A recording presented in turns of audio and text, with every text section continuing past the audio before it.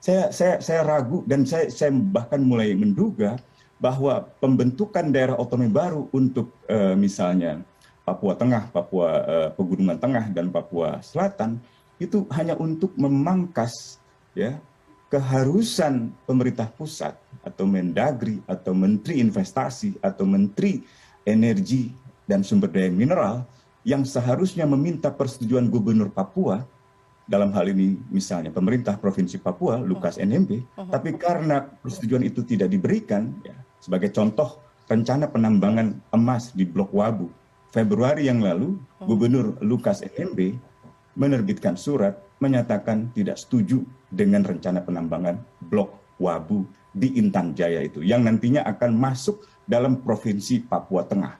Dengan dipaksakannya daerah otonomi baru seperti misalnya Provinsi Papua Tengah, akhirnya masyarakat merasa bahwa itu hanya untuk mengambil jalan pintas, sehingga kepentingan investasi Blok Wabu tidak perlu lagi meminta persetujuan Gubernur Provinsi Papua, melainkan Gubernur Provinsi Papua Tengah yang baru, yang bisa jadi orang-orang yang ditunjuknya adalah orang-orang yang dianggap mau mengikuti kehendak apapun dari Jakarta. Nah, laporan Amnesty International yang terbaru tentang rencana penambangan emas di Blok Wabu memperlihatkan tidak adanya konsultasi, baik itu dengan orang-orang asli Papua maupun melalui misalnya lembaga representasi kultural orang asli Papua seperti MRP atau lembaga representasi politik seperti DPR Papua, sehingga banyak penolakan terhadap rencana penambangan blok emas di Blok Wabu. Penambahan pasukan militer juga tinggi.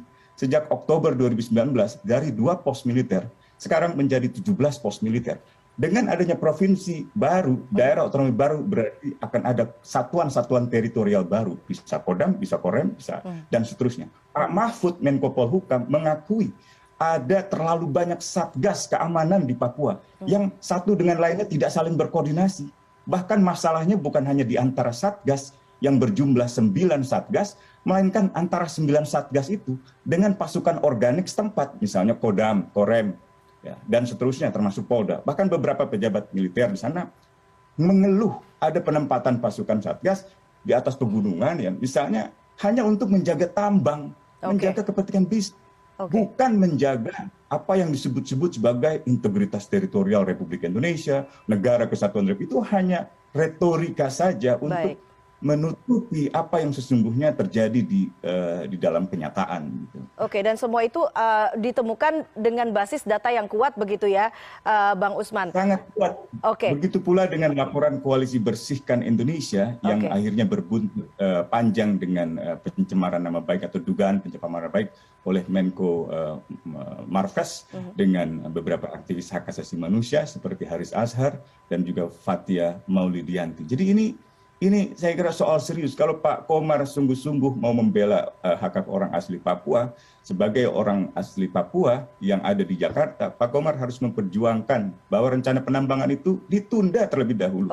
Sebelum ada konsultasi, sebelum ada persetujuan dari orang asli Papua. Dan saya kira pertimbangan gubernur sangat jelas bahwa ia tidak setuju karena situasi keamanan di Intan Jaya masih tidak kondusif, masih banyak yang mengungsi, pembunuhan tidak ada yang selesai. Ada 17 kasus pembunuhan di luar hukum, termasuk pendeta Yeremia yang dibunuh hanya karena ia sedang mencari keponakannya yang dihilangkan secara paksa. Bahkan hasil investigasi dari pimpinan Mabes TNI mengatakan, menunjukkan bahwa ternyata 2 orang hilang dari keponakannya Pak Yeremia itu dihilangkan dan kalau tidak salah dibunuh, lalu jenazahnya dibakar. Ini tentu ini perbuatan oknum, bukan perbuatan institusi. Tetapi kita harus tertibkan ini seperti ini. Negara harus hadir dengan hukum-hukum yang adil, dengan layanan yang betul-betul pro rakyat, bukan hanya menjadi pelayan bagi kepentingan-kepentingan pebisnis atau kepentingan-kepentingan politik yang